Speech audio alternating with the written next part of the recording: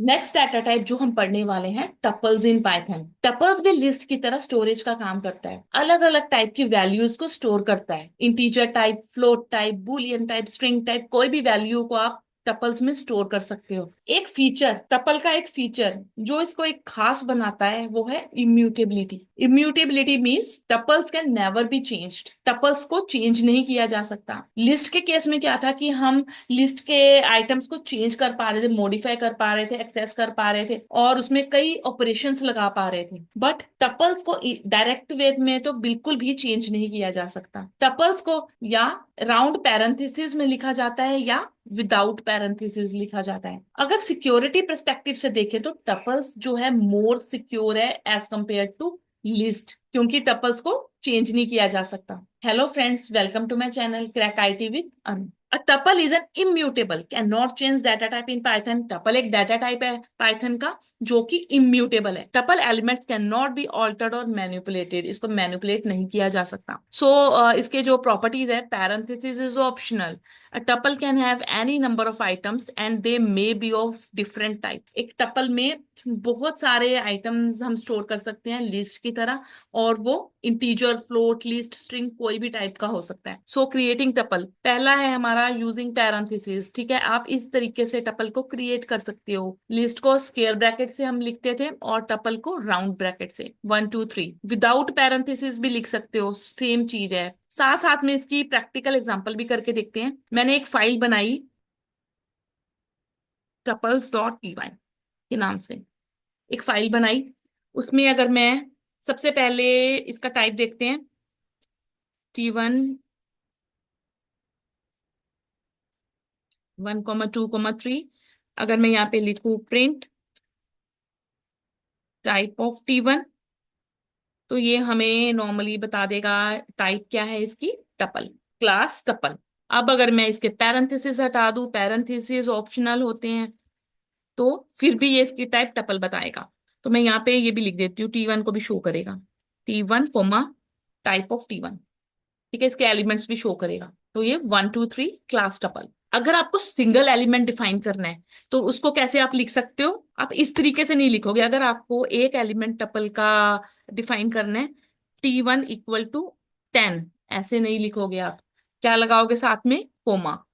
ठीक है, tuple with single elements needs a comma, क्योंकि अगर आप T1 = 10 लिखोगे तो क्या बन जाएगा, ये इंटीजर टाइप बन जाएगा। अगर इसकी टाइप चेक करोगे तो ये इंटीजर टाइप बन जाएगा।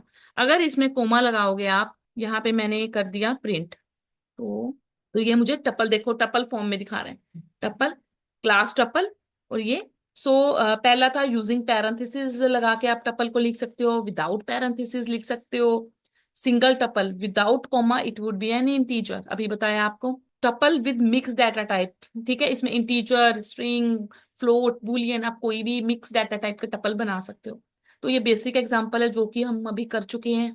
एक्सेसिंग द एलिमेंट्स, इससे पहले मैं आपको इम्यूटेबिलिटी फीचर दिखाना है आपको कि टपल्स जो है वो चेंज नहीं हो सकते। ये देखो, मैंने एक टपल बनाया 10 20 30।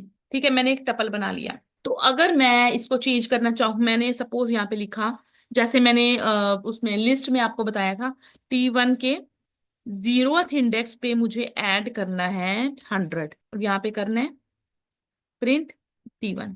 ठीक है, तो 0th इंडेक्स पे मुझे 100 ऐड करना है, तो वो मुझे एरर दिखाएगा, बिकॉज उसमें ऑल्टरेशन, मैनिपुलेशन टपल्स में हो ही नहीं सकती।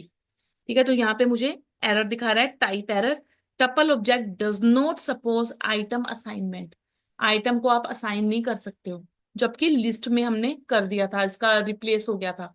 असेसिंग एलिमेंट्स, जो टपल को हम एक्सेस करते हैं ना, सेम लिस्ट की तरह एक्सेस करते हैं इसके एलिमेंट्स को। ये देखो, अब मैंने ये एलिमेंट्स कुछ ले लिए, 10 20 30 40 50, मैंने एलिमेंट्स ले लिया। अगर मैं यहाँ पे लिखूं प्रिंट T1 का मुझे 0th एलिमेंट, जो 0 इंडेक्स पे एलिमेंट है वो दिखाओ, तो मुझे 10 शो करेगा। नेगेटिव इंडेक्सिंग भी इसमें सेम होगी, ये देखो 10 शो कर रहा है ना। तो इसमें नेगेटिव इंडेक्सिंग भी पॉसिबल है। जैसे मैंने अभी लिखा प्रिंट T1 का -2 दिखाओ। -2 पे आपको पता है हमारी जो इंडेक्सिंग होती है ना, जैसे स्ट्रिंग में होती है 0 1 2 3 4, जीरो से स्टार्ट होती है इंडेक्सिंग। ठीक है, तो टप्पल्स में लिस्ट में भी जीरो से स्टार्ट होती है और टप्पल्स में भी जीरो से स्टार्ट होती है। ये जो हमारा 10 है ना, ये कहाँ बैठा है हमारी 0th पोजीशन पे, 0 इंडेक्स पे। 20 कहाँ बैठा है, फर्स्ट इंडेक्स पे। 30 कहाँ है, सेकेंड इंडेक्स पे। ये थर्ड इंडेक्स पे, ये फोर्थ इंडेक्स पे। ठीक है, और जो हमारी बैकवर्ड इंडेक्सिंग होती है ना, -1 से शुरू होती है।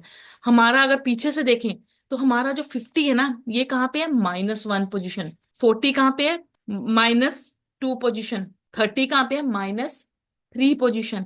ठीक है, तो अभी मैंने यहाँ पे इंडेक्सिंग निकाले। इंडेक्सिंग को हमेशा स्क्वायर ब्रैकेट्स में लिखा जाता है। जब भी हमने किसी भी एलिमेंट को फाइंड आउट करना है तो हमें क्या करना पड़ेगा, उसका इंडेक्स नंबर लिखना पड़ेगा।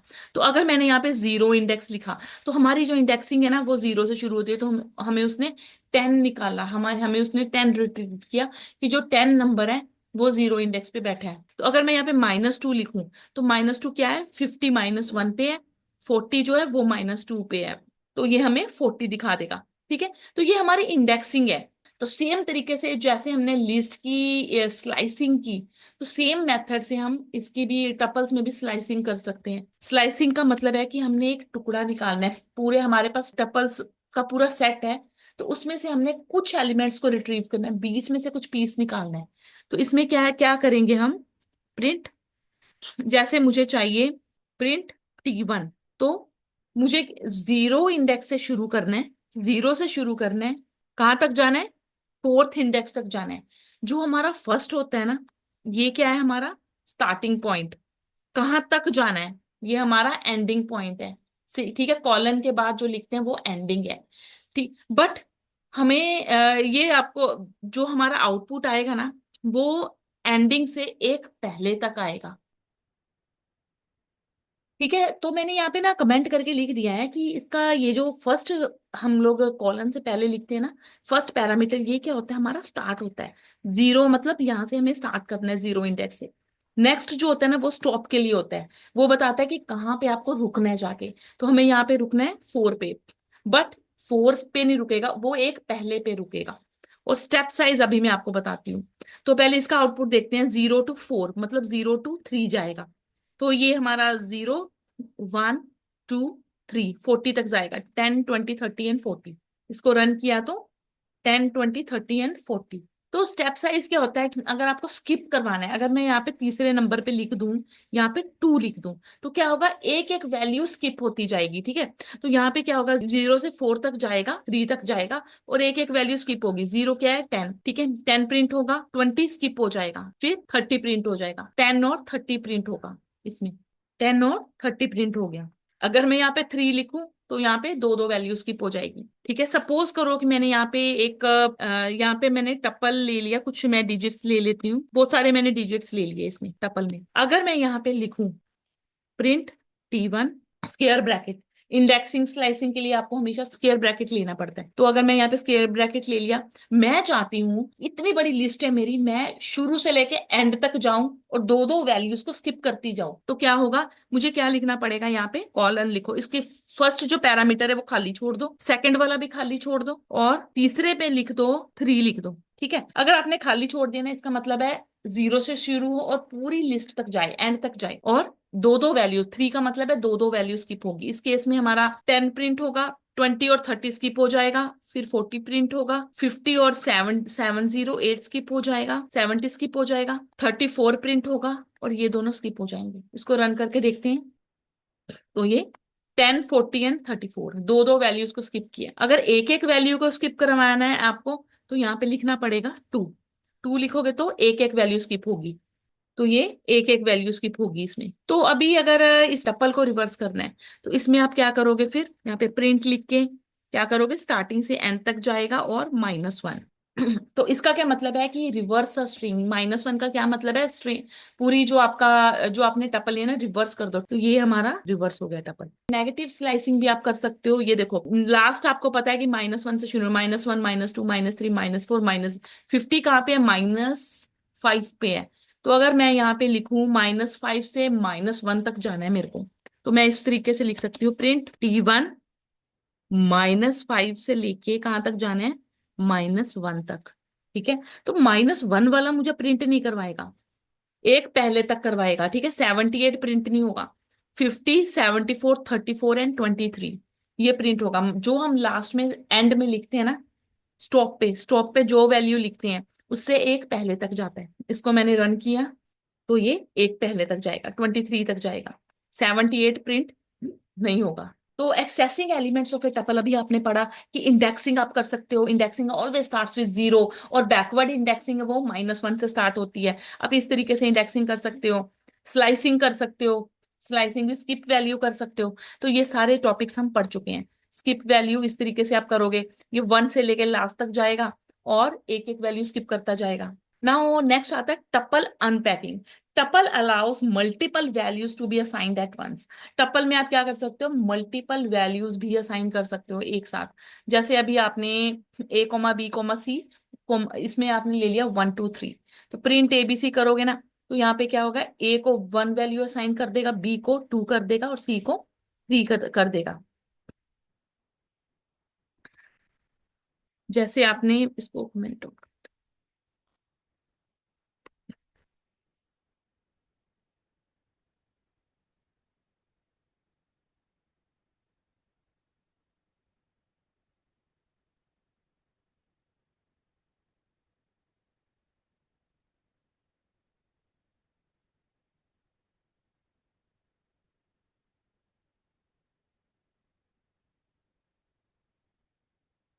ठीक है। तो ये टपल अनपैकिंग है कि आपने मल्टीपल वैल्यूज भी असाइन कर सकते हो टपल में। तो इसका जो आंसर आएगा हमारा 1, 2, 3 करके आ जाएगा, प्रिंट ABC। ठीक है, तो अभी नेक्स्ट में आप एक और चीज कर सकते हो कि सपोज आपने 2 की वैल्यू नहीं देनी आपको, ठीक है, 2 की वैल्यू प्रिंट नहीं करवानी, तो आप इसकी जगह अंडरस्कोर लिख दो। इसको कर देते हैं कमेंट आउट। तो अब सिर्फ A और C की वैल्यू लेगा, इसकी जगह मैंने अंडरस्कोर लगा दिया, तो ये सिर्फ A और C को प्रिंट करवाएगा, 1 और 3 प्रिंट करवाया उसने। नेक्स्ट मल्टीपल आइटम्स का एक और कंसेप्ट देखते हैं कि जैसे A, अगर मैं यहाँ पे लिखूं *B इक्वल टू 1, 2, 3, 4, 5, ठीक है, इस तरीके से मैंने लिख दिया। तो अगर मैं यहाँ पे लिखूं प्रिंट A प्रिंट B, तो अब मैंने यहाँ पे क्या किया है कंसेप्ट कि जो फर्स्ट वैल्यू है ना 1, वो हमारी A को मिल जाएगी। *B का मतलब है कि जो बाकी की वैल्यूज है, बाकी की बची हुई वैल्यूज है, वो सारी की सारी B को दे दो, B को असाइन कर दो। तो अब अगर मैं इसको रन करके देखूं तो A को 1 मिलेगी और 2, 3, 4, 5 मल्टीपल वैल्यूज B को मिल जाएगी।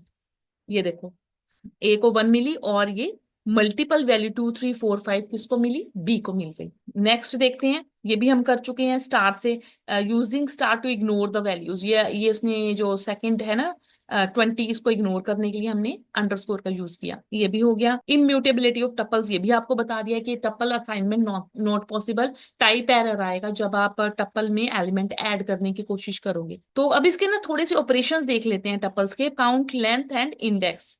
3 ऑपरेशंस देखेंगे हम टपल्स के। बिकॉज जो टपल्स होता है वो इम्यूटेबल होता है, उसको चेंज नहीं किया जा सकता, इसके लिए इसके नंबर ऑफ ऑपरेशंस भी बहुत कम है।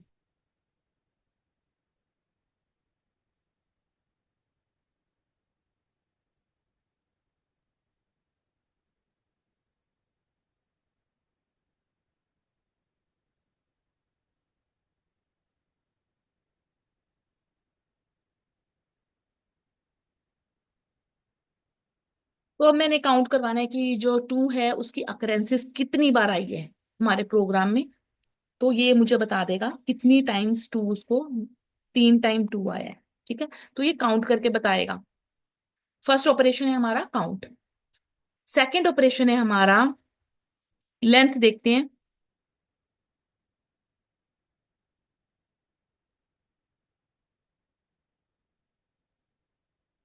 Length of T1।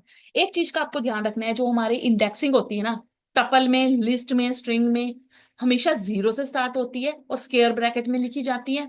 और जो लेंथ होती है ना, लेंथ कहाँ काउंट, स्ट्रिंग में, चाहे वो स्ट्रिंग है, टपल है, लिस्ट है, तो जो लेंथ होती है ना हमेशा 1 से स्टार्ट होती है, लेंथ की काउंटिंग 1 से होती है, इंडेक्सिंग हमेशा 0 से होती है। तो यहाँ पे लेंथ ऑफ T1 मैंने निकालना है, तो क्या आएगी, 1 2 3 4 5 6 7 8 9। तो जितने एलिमेंट्स है वो उनको काउंट करके एज अ लेंथ बता देगा। तो यहाँ पे हमारा आंसर आ गया 9, 9 है हमारी लेंथ। तो एक इंडेक्स भी देख लेते हैं इसका। अगर मुझे इंडेक्स का 2 का इंडेक्स देखना है, तो यहाँ पे क्या होता है, जैसे लिस्ट में भी हमने पढ़ा था और स्ट्रिंग में भी पढ़ेंगे कि जो फर्स्ट अकरेंस होती है ना, चाहे वो कितनी बार आपने 2 उसमें लिखा हुआ है लिस्ट के अंदर, टपल के अंदर, तो जो फर्स्ट अकरेंस होती है ना उसी का इंडेक्स बताता है। तो यहाँ पे हमारा 1 आना चाहिए आंसर, क्योंकि 2 जो है फर्स्ट इंडेक्स पे है, ये मुझे बता रहा है 1, 1 है इंडेक्स इसकी अकरेंस 2 की। आज के वीडियो लेक्चर में बस इतना ही। अगर आपने अभी तक मेरे चैनल को सब्सक्राइब नहीं किया, लाइक नहीं किया, तो प्लीज लाइक कीजिए, शेयर कीजिए, सब्सक्राइब कीजिए। इससे मुझे मोटिवेशन मिलता है और मैं और वीडियोस बनाऊंगी। Thank you.